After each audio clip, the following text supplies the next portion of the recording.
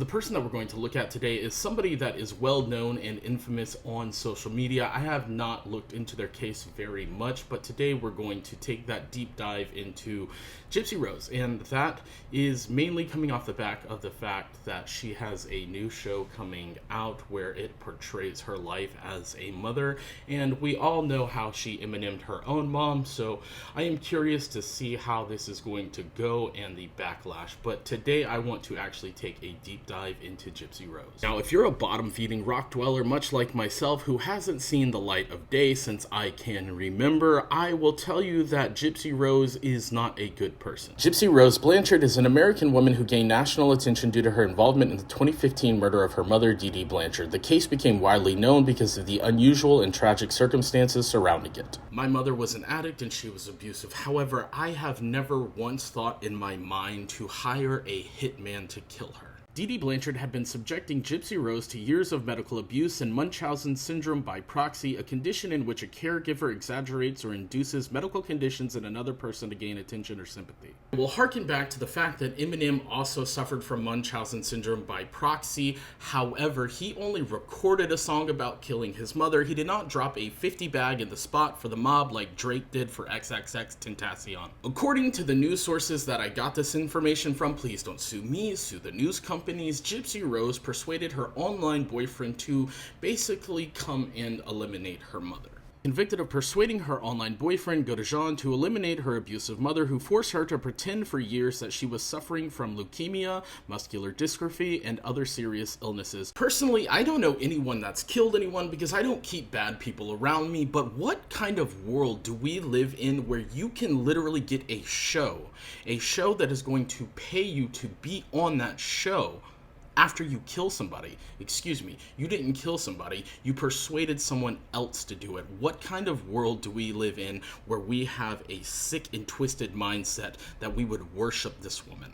Not woman, monster. If you're unfamiliar with which show I'm talking about, the show is called Gypsy Rose Life After Lockup, and basically it's a TLC show on the Lifetime network. And Lifetime, I am so disappointed in you for airing this. Because the Lifetime that I know was full of good, wholesome, cheesy love stories about people that will never ever meet in real life, and they come together and they blend into a beautifully written unison of a story. And then we have this. Maybe we are just going for a little bit of contrast and comparison, Lifetime. I'm really not sure what you were thinking. There is a saying that I like to use, and that saying is the first time is a mistake, the second time is intentional. And there are count them, two seasons of this show. The first season was the mistake, Lifetime. I don't know why you aired a second one unless that's completely intentional. Maybe the idea of the controversy drove numbers to the show, and with that you use that to line your pockets of your CEO. That's the only thing that I could think of as to why you would make a second season of this shit. There's a scene on TikTok that I saw where she was out on an anniversary date and she ended up crying in the bathroom because the person that she was there with, I don't know if that's her boyfriend, I don't know if that's her husband, I don't actually care, but he was belittling her and made her feel upset in front of the waiter, so she had to go to the bathroom and cry, and it said pregnant on my anniversary and crying or some shit like that. And then I remembered she's not a person, she's a monster, and we don't empathize with monsters. First of all, ignore the changing and growing pile of clothes in the back. They're all clean. I just need to fold them, and I haven't folded them yet because I'm making this YouTube video. However, I don't want to just belittle Gypsy Rose for her physical or immutable characteristics, but my God, does she sound like Lois Griffin. Not only does she audibly sound like Lois Griffin, but every time I hear her open her mouth, it's just boring. I am so bored. If I ranked the Family Guy characters based on tier, Stewie and Brian are at the top, clearly.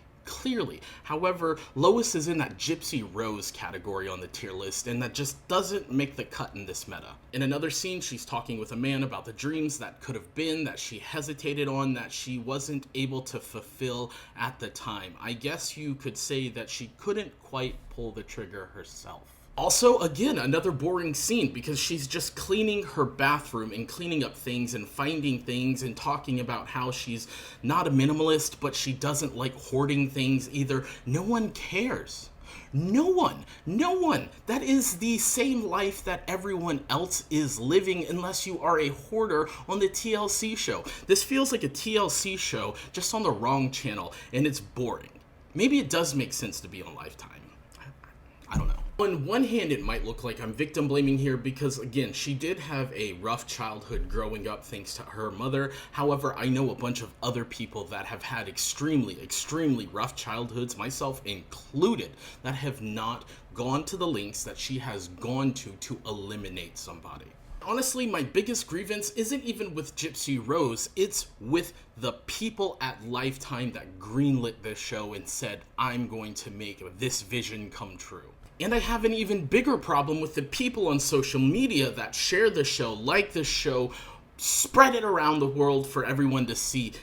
Those people are the same people that watch the show on Lifetime to hate watch, and you're the reason that Gypsy Rose has $3 million in her bank account. I know what you're thinking, James, you're being hyperbolic when you say the show is a bad show, that is a boring show. I am not the only one that thinks this, because this only has a 5.7 rating out of 10 according to the IMDb. And if you don't trust me, I'm going to read you some of those reviews. The first from DLASP90849. It is a 1 out of 10, says the show is boring. The show has no interesting content. It promotes toxic relationships and alludes to toxic topics. It's not something that should be promoted to younger and easily influenced viewers. No, I know, that's only one example, but wait, there are more.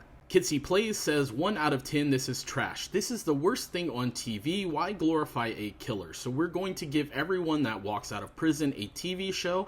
It is really garbage. A convicted felon that is on parole yet doesn't have a job. She is cheating on her husband with an ex-fiance. This is seriously the worst thing ever on Lifetime. HSDSVCS. You guys are killing me with these names. Fact over fiction, twisted celebrity, and all that. Only in America can you run for office or be a celebrity when you do criminal activities. Those following her with support are blindly going by her words or movie interpretations. Look up actual evidence that decide on things. This person says, and I do apologize for saying this person, I just know I'm going to butcher your name, says that she was a scammer before and still after early parole, that this is trash TV. This grown woman with a baby voice is everywhere. There is no escape. A grown woman who was a 23-year-old when she orchestrated the unaliving of her sick mother by the hands of an autistic, mentally disabled young man. Why is she getting a platform? I will say that I don't think I could have articulated the words any better than the last person in the last comment that I read from. I want to know what you guys think. Have you seen the show? Do you plan on watching it? Hopefully not. It looked boring. It looked really fucking boring. If there is anyone out there that has the information or the statistics to show me how much Lifetime made off of this show, please share it in the comment section. I don't know if I'm back. I'm just trying to live, to be honest. I am just trying to learn to live after everything fell. But if you're still here and you're still a supporter, thank you so much. Thank you guys for being here from the beginning, and hopefully this is me returning to the internet a better version of myself, one that is less angry. With that being said, Gypsy Rose and Lifetime, welcome to the fucking petting zoo.